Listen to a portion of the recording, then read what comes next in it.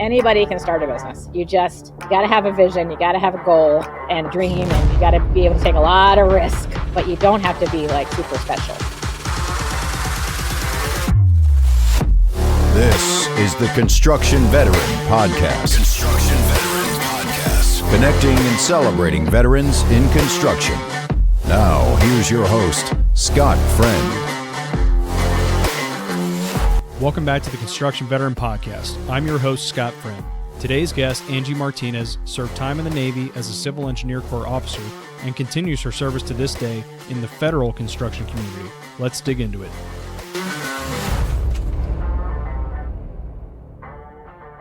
Hey, Angie, how's it going? Hi, great. Hey, good to talk to you. So Angie and I haven't met in person, but we know each other through, I'll call him an industry contact, a gentleman named Don Gleason, who is also a former veteran that has mentored me in a few different areas and has become a friend and mentor to Angie as well. Anything you want to add to that, Angie? Just that Don Gleason's an awesome guy, so I feel like I have to get that out there where people can hear it. No, wonderful leader, coach, mentor, friend. Great personality. So I'm glad I met him. Yeah, I'm sure he'll appreciate that. So Angie, let's talk about your background in the service. So what did you do in the military? So I was a Navy Civil Engineer Corps officer. I came from a career military family. My dad was active duty Army my whole life, so 25-year. Retired out of the Army Corps of Engineers, but started as a helicopter pilot in Vietnam. So that was his love. But I grew up as a daughter of a Corps of Engineer officer. So, even as a little kid, I understood what public works and construction management, because that's what he did. Decided to join the Navy, which was kind of a surprise to him because they had a very good deal for college students. So it was literally a postcard I got in the mail, said, hey, call this number and you can join the Navy Civil Engineer Corps. You just have to go to OCS after you graduate. I thought, well, that'd be kind of cool because I won't have to worry about like getting a job. I mean, when you're in college, like the time you spend your last year, a lot of it's focused on getting a job. So I didn't have to worry about that because I had a job. I did call my dad and say, hey, guess what? I'm joining the Navy. And he's like, what? And then I told him Civil Engineer Corps, the CBs. And he said, oh, well, the cool thing about them is the CBs have their own song, which they do, which, right. The Army has the Army song, but the Army engineers don't have a song. So Navy engineers have their own CB song. So we're special. Yep. We're very special that we have our own song. So he thought that was pretty cool. So that's how I got in. So I was commissioned as an 01 after OCS, and then went to the CEC Basic School out in Port Hueneme, California. So that was kind of my first station for a few months. And then I did my first tour was in Guam. So, cause I'm kind of like, if you're going to go big. So I went to Guam and was at the Public Works Center there as I think my official title was an assistant production officer. But this was back when Guam was still transitioning a lot of the infrastructure that had been owned by the Navy back to the government of Guam. So super cool first job because I got to be a part of that. Like we still owned the water plant and the power plant, and that was super. That was neat. It was a really, really awesome job and a great location. Then my second job was at Indian Head, Maryland, which is like DC area. And I was they called him a roink back then, but basically a construction manager. I did that, and then I only did 4 years of active duty, so I got out of the military after the 4 years. Not any specific reason, like you don't. But here's the thing: 20 years sounds like a really long time when you're that old. Looking back now, I'm thinking, gosh, it went by in a blink of an eye, right? My friends who are retiring, but it seemed like a really big commitment. So yeah, so I just did 4 years active duty, which is what I owed from college, and then got out of active duty after that. Okay. So when your dad found out, was this one of those, he was Army, you were Navy? What is it?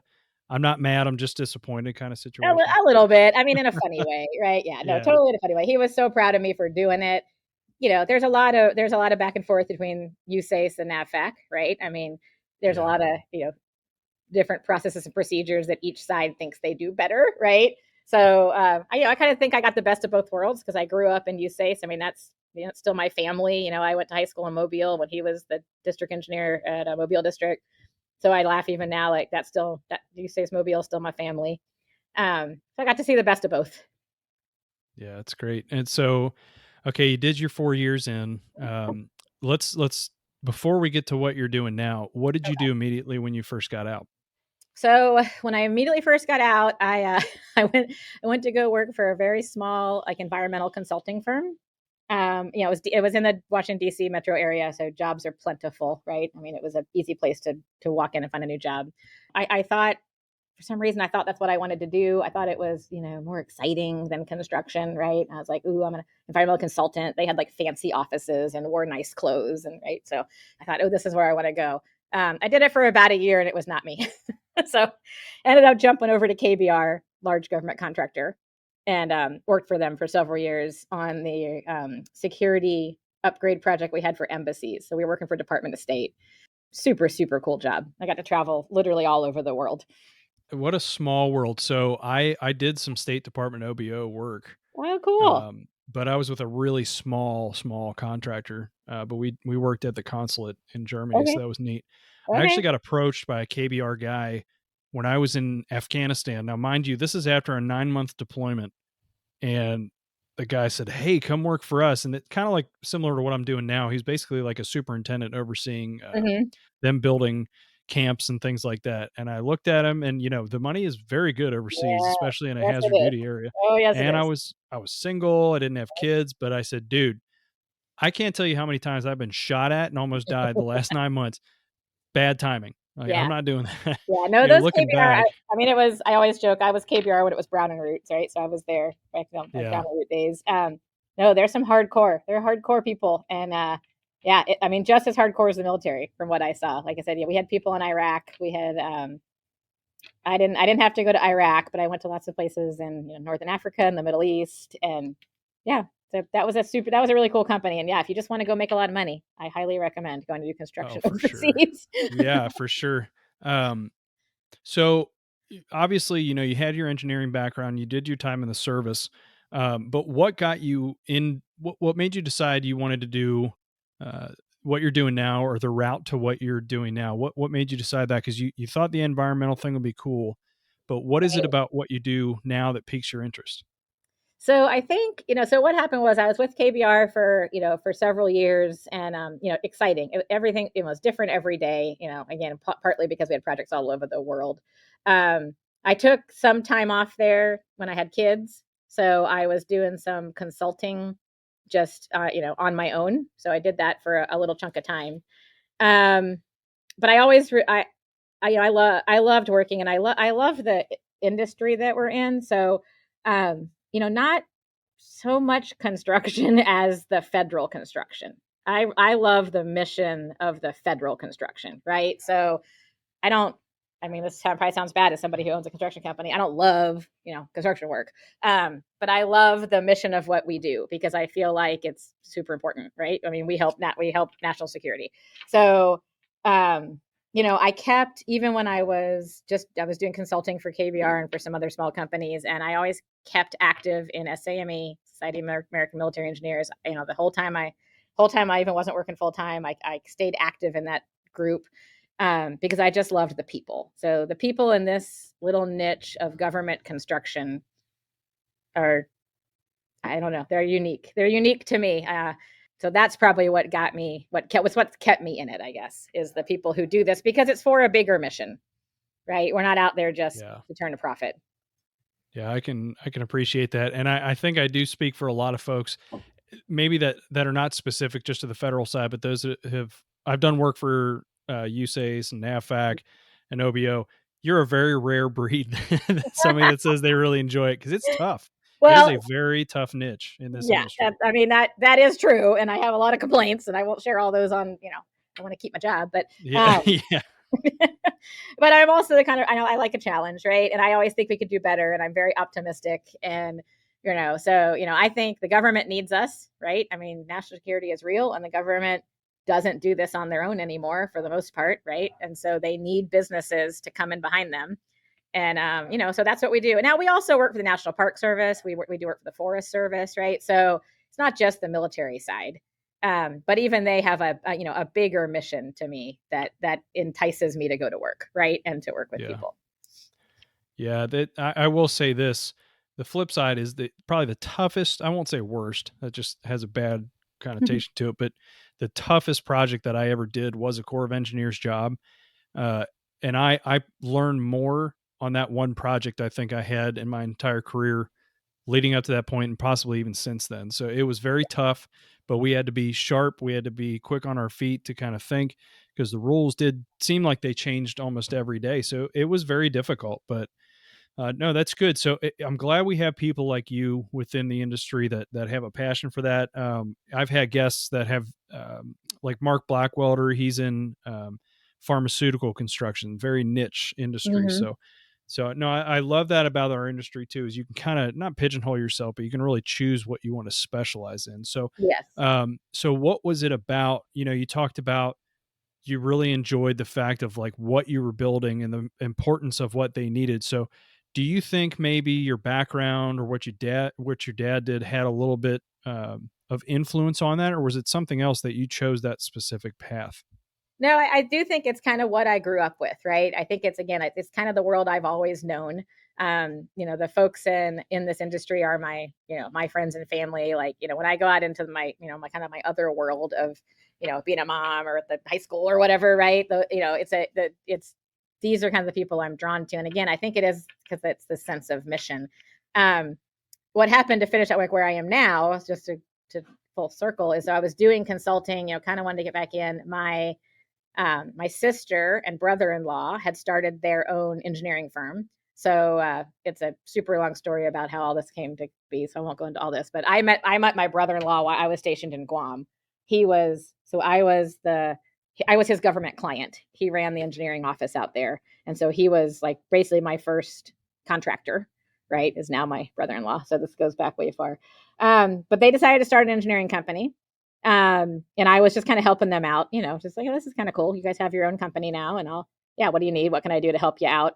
And through a lot of different things that happened, we ended up transitioning to a construction company and kind of changed the direction from the engineering. And what I saw, I think maybe this will answer your question. Sorry, I'm like thinking as I'm talking, but I think what I saw was that in this industry, especially as a small business, right? So we work on small projects, right? I mean, 500,000 to 5 million. 5 million would be big for us.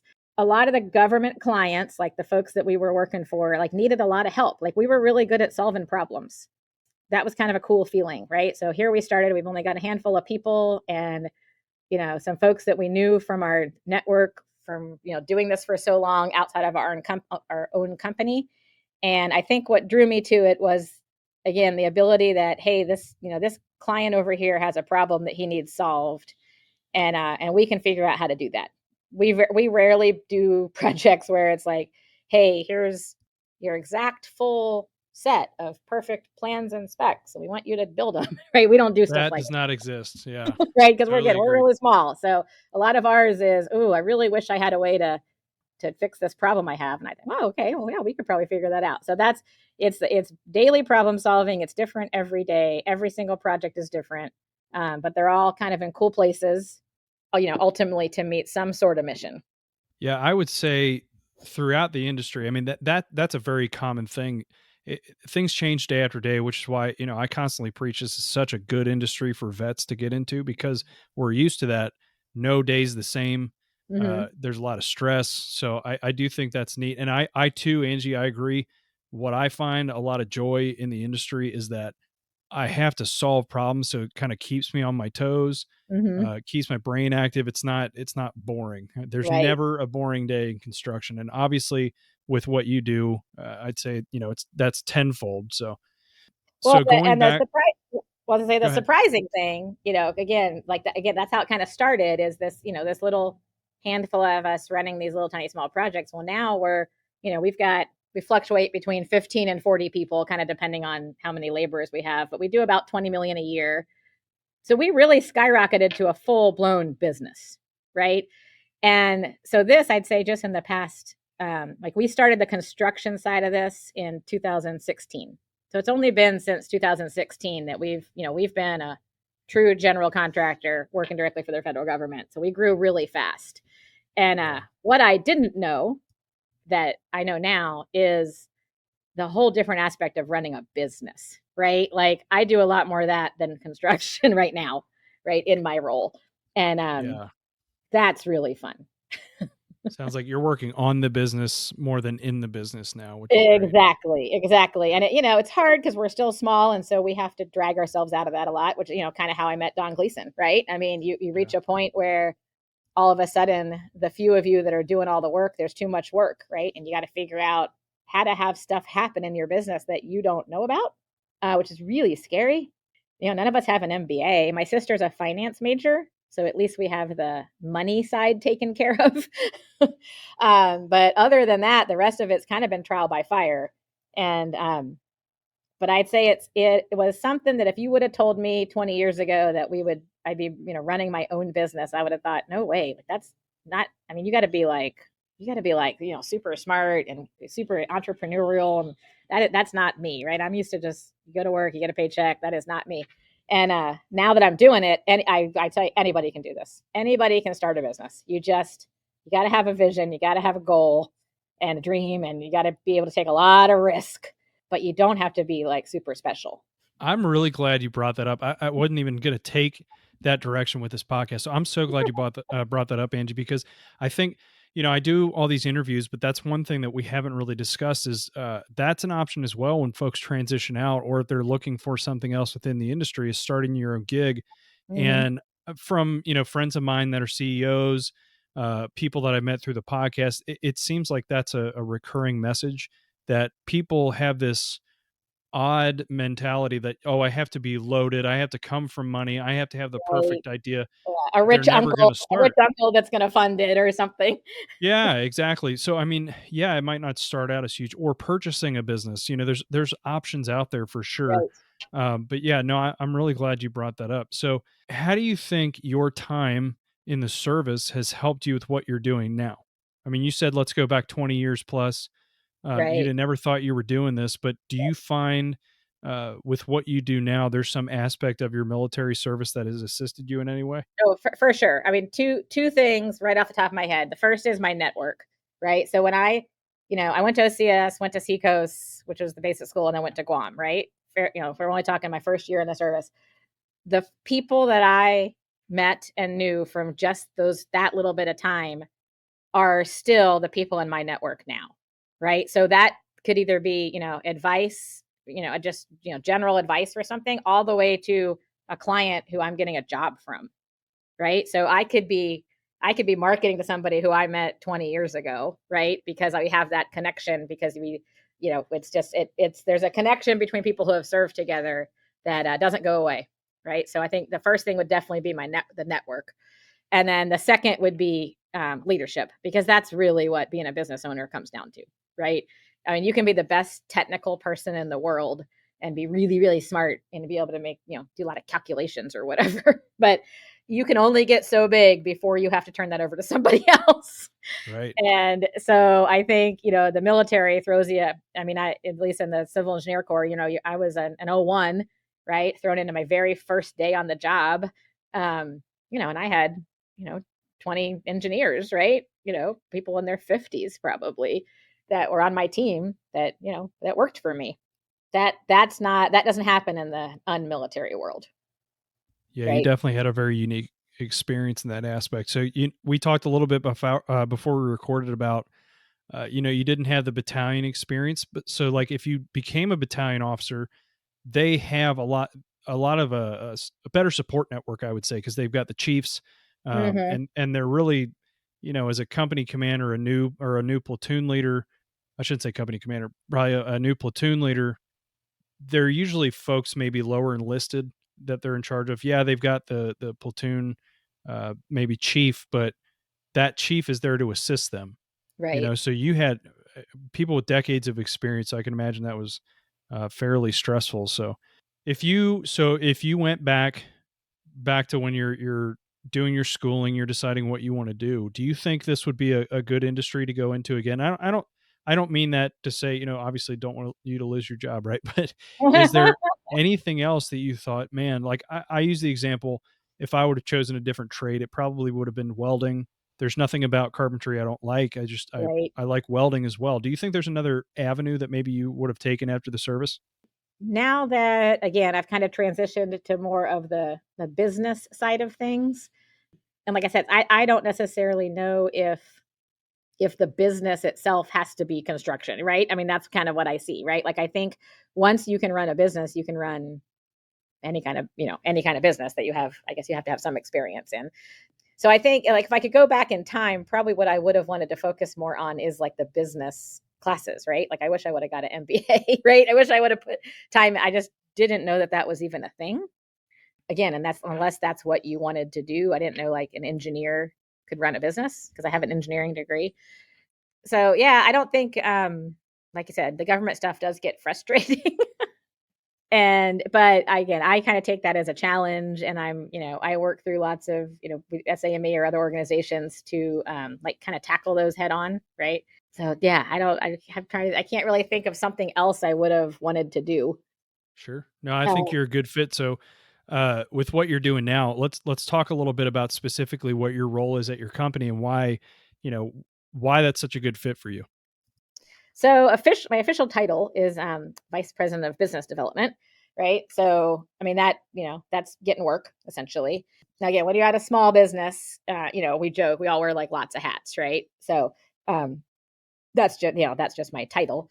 What I tend to do that I like the best, I mean, again, like business development, marketing, that's its own world. Again, like I don't have a degree in that, right? I can do it. My business development approach tends to rely on the network that I've built up over my career, right? There are some people who probably love marketing, like coming up with, yeah, I don't know, like catchphrases and ideas and graphics, right? That's not. I don't like that. I don't enjoy that, and I have to do it because we're a small business, and so I have to do the proposals, but I don't enjoy it. My one role would just be the business development, but I think that's 90% just relationships, not just, but I mean, important relationships. So people that I've built up. And then the second part, because we're so small, I still get to stay in operations, right? So I'm involved on a lot of project management. I kind of dubbed myself the fixer, right? So I'm sort of the one that when something's going south, I might come into that project, kind of get everybody in a room. Like that's sort of what I like to do, right? Hey, let's get everybody in a room. Let's bring the client in here. Let's bring the superintendent in here. Let's bring the subcon, let's bring everybody in here and talk about why are we here? What's going on? That's probably my favorite thing to do. I call it the fixer. I don't really know what else it's called. I did have a friend tell me that I should be careful and not enjoy that too much because if there's nothing to fix, he said, if you become so good at all your processes and procedures in your business, then you don't have anything to fix, then you're out of a job. Yeah. Well, I've heard it referred to as the firefighter too. Yeah, that's sort of my, but I do enjoy that.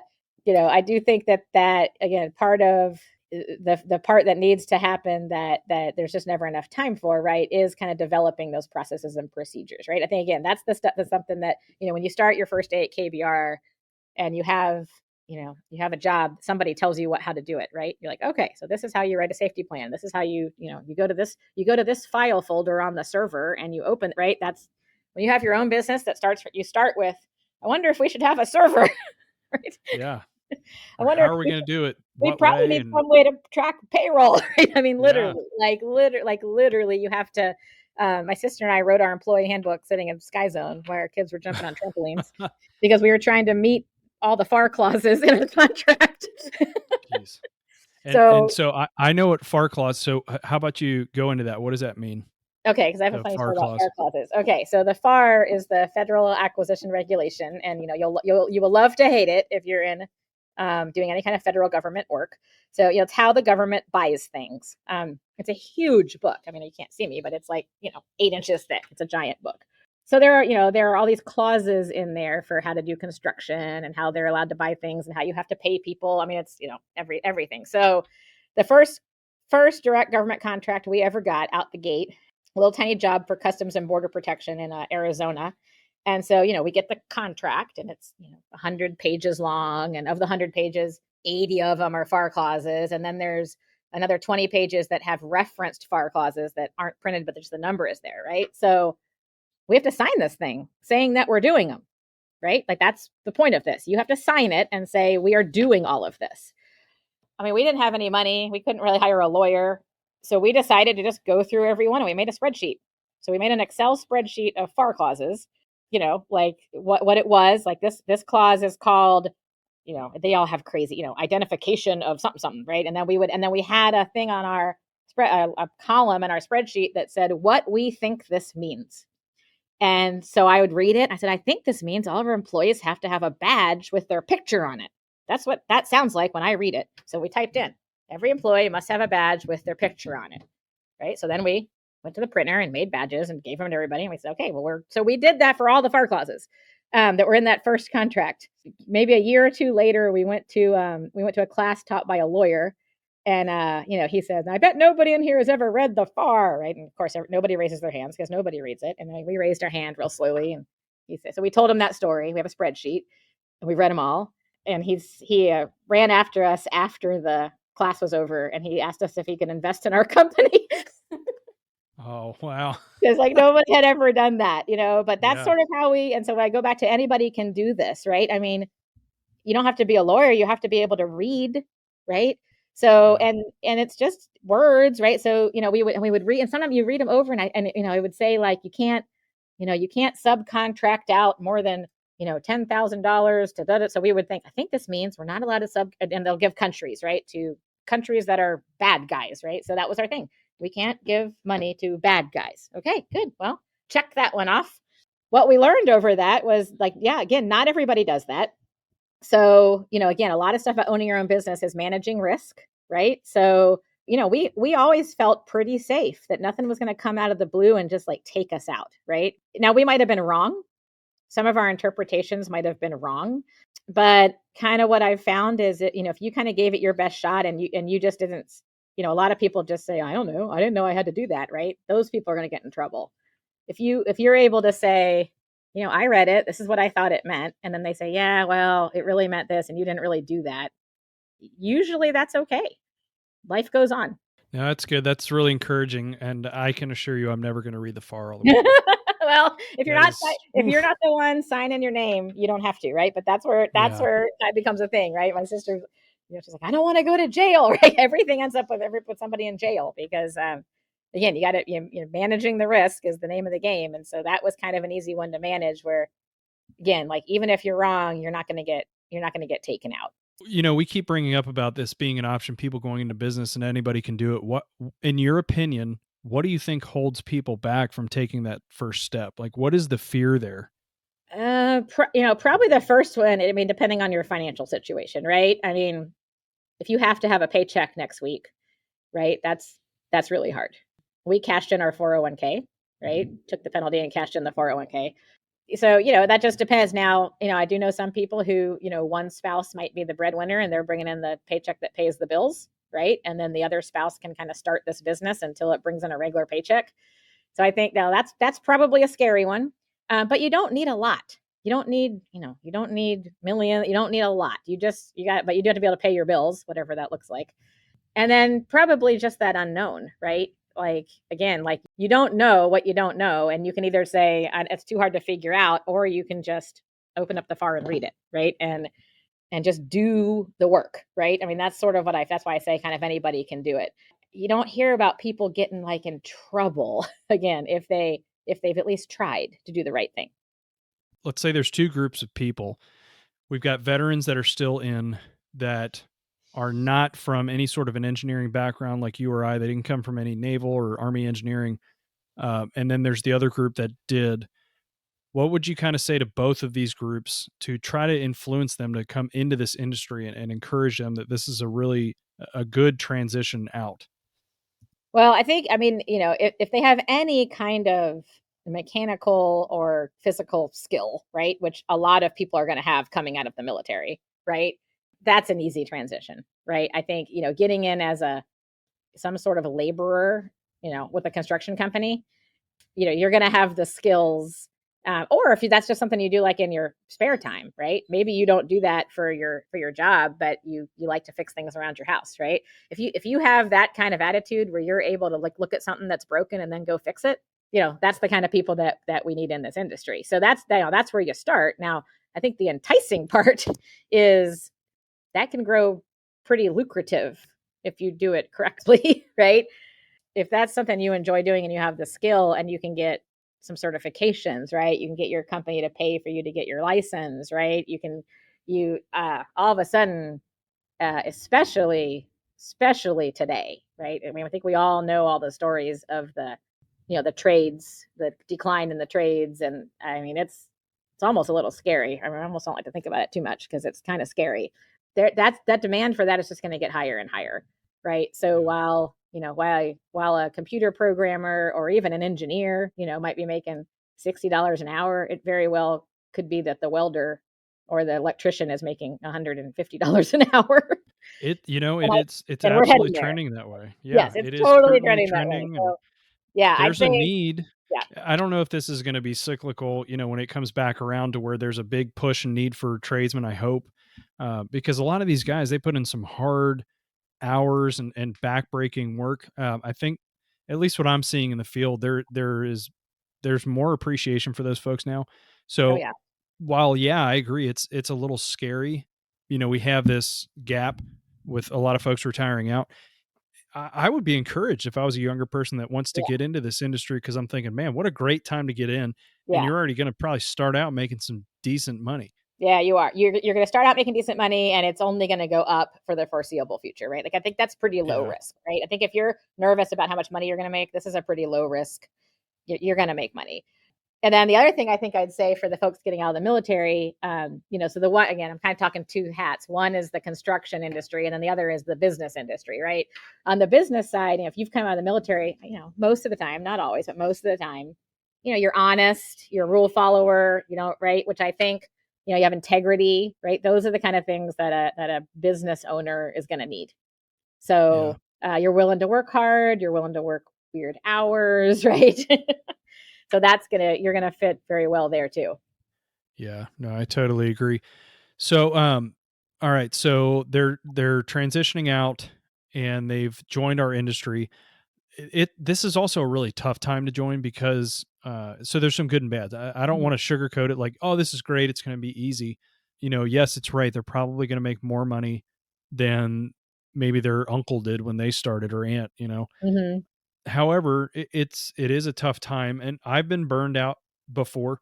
So let's say there is that vet, or anybody really for that matter in this industry, that's just getting burned out and they're ready to throw in the towel. mhm. We need those people. So what would you say to them? I mean, honestly, watching what's going on right now, one option I would give that I think is, well, it's definitely really needed, is to look into a civil service position in the industry, right? I mean, USACE right now is hiring, it's out of control, right? So if your job in the military had anything to do with construction, there's going to be a spot for you in the civil service industry for sure, right? So I say that's definitely one place to go if you're a little burnout and just want some security, right? Because that's still that's a government job, and you get your time in service, and they're just desperate for people right now. I mean, it's not good. Again, a lot of folks don't want to go there. They're doing hiring outside of regular hiring. They used to only hire inside, right? They're opening that up now. They're giving a lot more money, a lot better benefits. So I'd say one option is for sure look into, especially if you have that thing in you that had you join the military, that you have a sense of service, right? I mean, you can still do that working for the government. I think it's just desperately needed. Yeah, and there's some great websites out there too to look at that. USA Jobs is one. You can look at your local, whatever municipalities around you. It might be, you might take a bit of a pay cut at first, just to be honest. Mhm, However, I think there's a really good long term plan there with those. One thing as you were talking, I thought of, if they do start out as that laborer or tradesman, I've heard multiple stories of folks that they might spend a little bit of time in the field, 5 to 10 years, but then say, "Hey, I do want my engineering degree now, or I do want to go this route." I I mhm, I believe, at least the folks that I've met, I have a lot of respect for people that have done that first. They kind of understand what we need in the field. They've been there and they've felt that pain. They've been through the trenches of some tough projects. so they can appreciate that. Mm-hmm.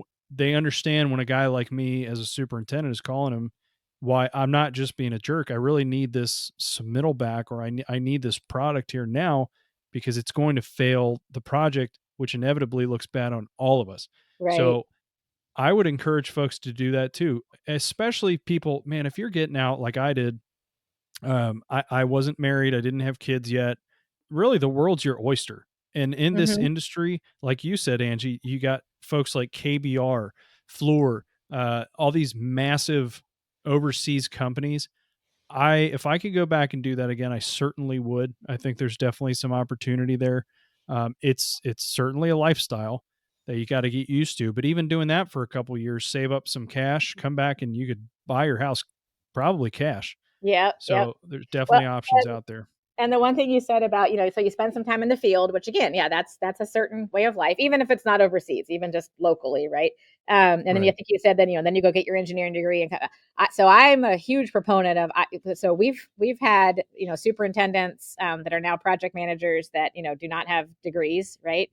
I would much rather hire somebody that had been in the field for an office job that I have, rather than somebody that has a degree, right? Like it Yeah. in the construction industry. I mean, again, I'm an engineer. I've never stamped a drawing. You need it for proposals. It gives you some credibility. I mean, I'm a PE, right? But in all honesty, for the folks working for me, I would much rather them be the people who had the field experience. They're much better project engineers or project managers in the office, hands down. Yeah. And I'm sure you've met a lot of other business owners too. This is a very unique industry to be in. There's a lot of people out there that are running successful companies that did not get that collegiate education. So that's important to recognize as well. So if you've got a younger enlisted person that's getting out that doesn't have their school, I'm not speaking ill of universities or anything like that. I think education is important, but that education looks different to each person. You kind of alluded to it earlier, whether that's like a certification within the industry. And I Right. think it's important for folks to look at, hey, where do I want to pinpoint? Like that's where I want to go with my career. Well, what are the certifications required in that? Do you need a degree to do that or not? Speaking for a company that I used to work for that's now doing close to probably $4 billion a year, at one point they had somebody leading that company that had not ever gone to school, because a Mm-hmm. lot of what we do is OJT, it's on the job training. Yeah. Now, like you said, you can't stamp drawings, so it's not like you can go draw something up and take it to the city, but Right. that doesn't mean there's not other opportunities out there for you. Right. I mean, I think again, if you're starting your own gig, right, you're gonna need, you're gonna need to get a license, right? Because yeah, you do have to have, to go pull a permit, you're gonna need to have an electrical license, right? But you don't need a college degree for that necessarily, right? You just got to get your Right. trade stuff done. And then, at some point as you grow, you're gonna want the person handling your money, right? Your CFO. You probably want your CFO to have the degreed experience, right? I would say that's Oh probably yeah, yeah, more for sure. important than I think it's so funny because especially when you do proposals for the government, they want you to show, how many, project and, professional engineers you have and all that. And nobody ever asks about your, your finance people. Right. So I just think that's sort of funny. So like, if you're going to get a degree, if you think you want to run a business, to me, the most successful business owner would be somebody with a technical certification and an MBA. That's Yeah. perfection, right? Yeah. Like, right. And you can get those online right now. I mean, you can do that. You don't have to go to school to do that. Yeah. No, things are certainly different even than even 10 years ago. Yeah. Things are certainly a lot different now.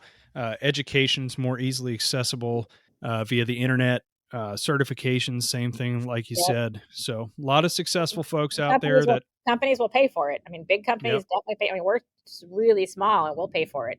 If one of our yeah, employees says, I really want to get my HVAC license, we're like, okay, let's do it, because all that does is give me more opportunities, right, as a company. So your company will pay for that.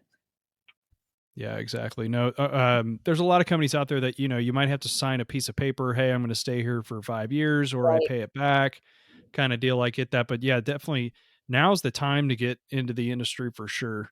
Yeah. Um, about your comment about going and pulling permits and whatnot too, depending on the state, that could be different as well. Like here in Texas, you do not need to have a license as a carpenter.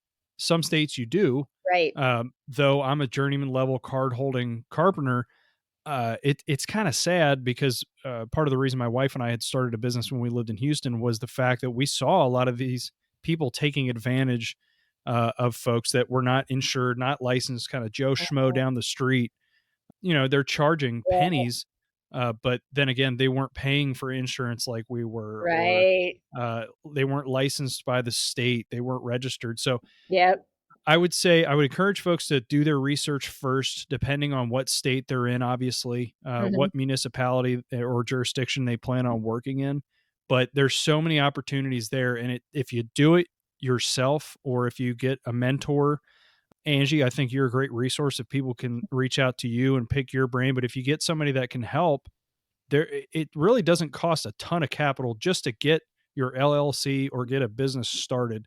And No, that I was just about to say that. Like, again, it comes down to, being able to, read and understand things, and not trying to get around the rules, right? Don't try to get around them. If it says you need to be insured, then figure out how to get insurance, right? I mean, that's, and it's not always easy. It's not always easy. Like our the first, general liability insurance policy we got, it was very challenging. And then we were our headquarters at the time was in California, and so we had a workers' comp policy in California, and then we were moving the headquarters to Florida, so we needed a workers' comp policy in Florida. I can tell you, that it was literally, you could not get a workers' comp policy in Florida if you didn't already have one.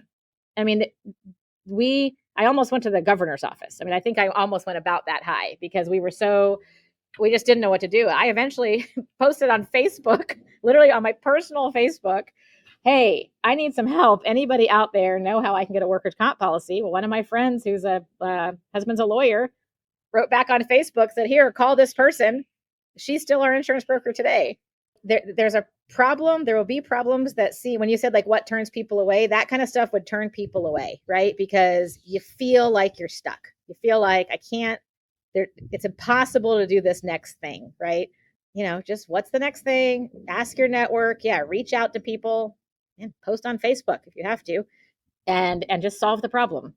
Yeah, I think our society today, we tend to compare a lot. Hey, that person's business is successful. They've got their company name on their truck and yada yada. And people get in this rut of, well, I don't have enough money to do all that marketing and all of that jazz yet. I can't get the nice downtown office. Whereas, and again, you got to be careful where you're at. Right. You can start your business in your home office. You can start it from your Yeah. bedroom, on your laptop, or on your iPhone probably. But Yep. to get legally set up, you can just do that and go.